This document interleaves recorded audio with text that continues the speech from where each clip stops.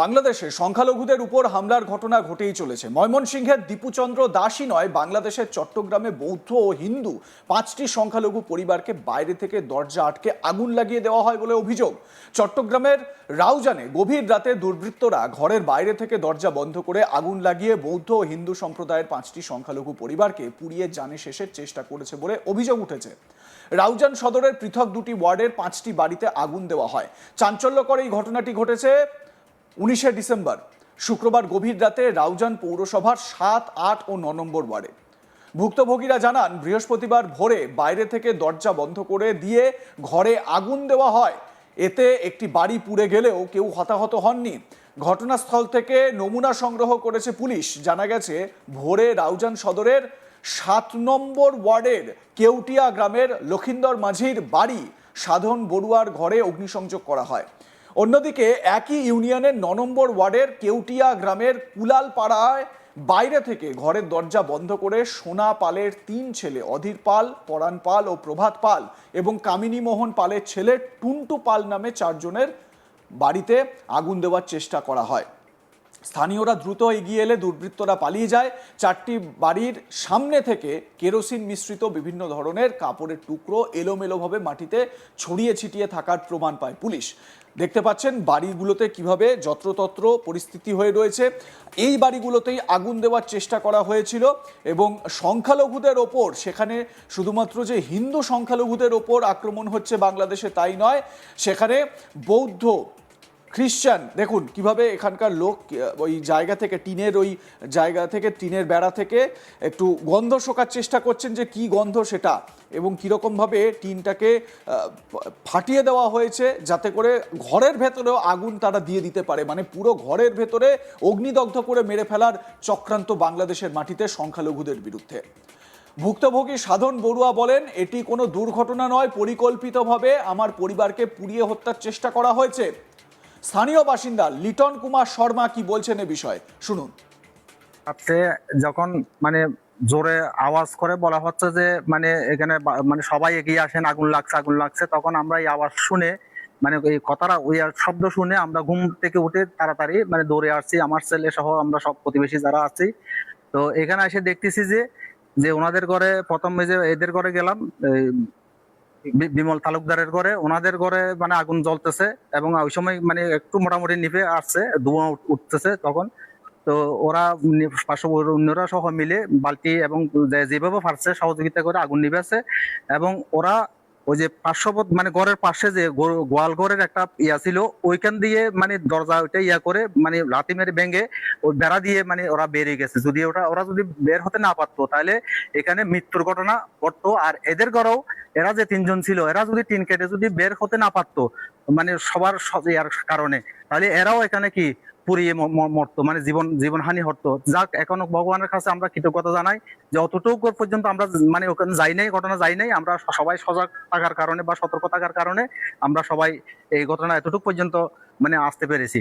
আমি প্রশাসনের কাছে অনুরোধ করব, যেখানে রাউজানের যে সনাতনী ধর্ম অবলম্বীদের উপরে এই ধরনের মানে অত্যাচার নির্যাতন যেন মানে রাজনৈতিক কারণে যেন এগুলো যেন না হয়। কারণ আমরা কারোর সাথে কোনো আমরা রাজনৈতিক ভাবেও কোনো জড়িত নাই বা কারোর সাথে কোনো আমাদের কোনো মানে ওই যে বিবাদ বা ওই ধরনের কোনো মানে ইয়া নাই। তো আমি প্রশাসনের কাছে অনুরোধ করব, ঊর্ধ্বতন কর্মকর্তাদের কাছে, আমরা যেন শান্তিতে এখানে সবাই কাঁধে কাঁধ মিলিয়ে আমরা যারা আছি, হিন্দু, মুসলিম, বৌদ্ধ, খ্রিস্টান, আমরা সবাই যেন একসাথে শান্তিতে বসবাস করতে পারি। 8 নম্বর ওয়ার্ডে প্রথম বিমল তালুকদারের বসত ঘরে অগ্নিসংযোগ করা হয়। আগুনের শিখা দেখতে পেয়ে পরিবারের সদস্যরা বের হতে চাইলে বাইরে থেকে দরজা বন্ধ দেখতে পান। পরে পাশের বাঁশের বেড়া ভেঙে তারা প্রাণে রক্ষা পান, তবে ঘরটি আংশিকভাবে ক্ষতিগ্রস্ত হয়। এই ঘটনার কিছুক্ষণ পর পাশের অমল তালুকদারের ঘরের দরজা বাইরে থেকে বন্ধ করে একটি প্যান্টে কেরোসিন তেল ঢেলে আগুন দেওয়ার চেষ্টা করা হয় বলে অভিযোগ। এছাড়া একই এলাকার রুবেল দাসের বসত ঘরের দরজা ও জানলা বাইরে থেকে বন্ধ করে অগ্নিসংযোগ করা হয়।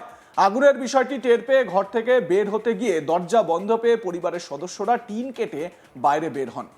এ সময় লিটন দাস নামে এক ব্যক্তি আহত হন। ভুক্তভোগী তিনি কি বলছেন এ বিষয়ে শোনাবো তার বক্তব্য।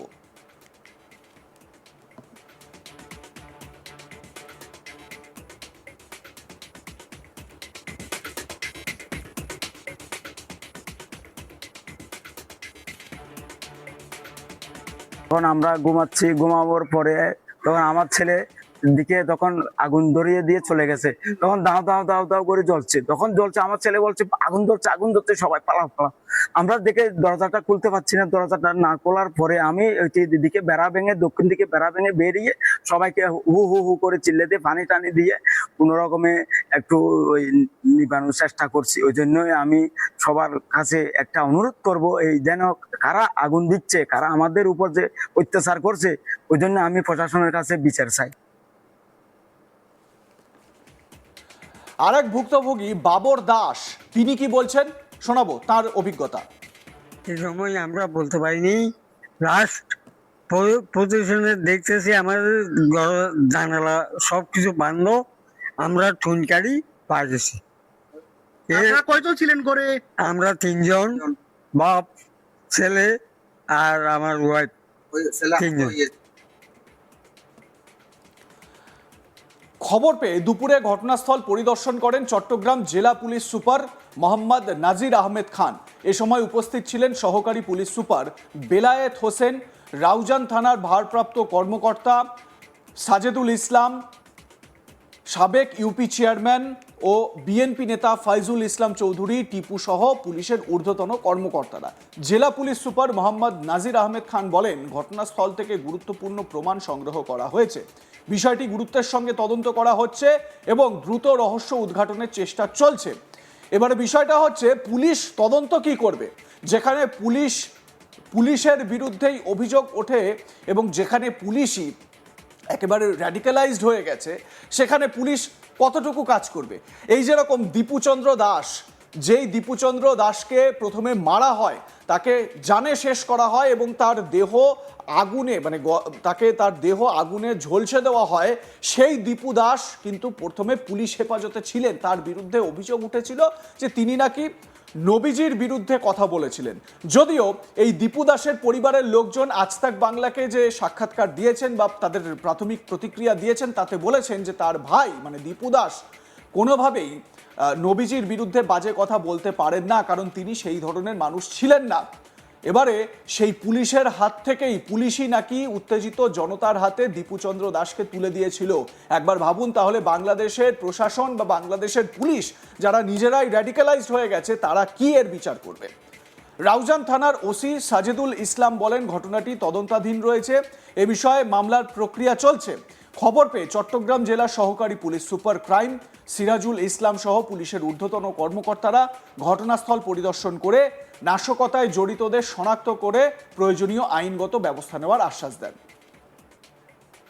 আপনাদের মতামত জানান, দেখতে থাকুন আজ তাক বাংলা। সাবস্ক্রাইব করুন আমাদের ইউটিউব চ্যানেলটি, বেল আইকন প্রেস করুন নোটিফিকেশন পেতে।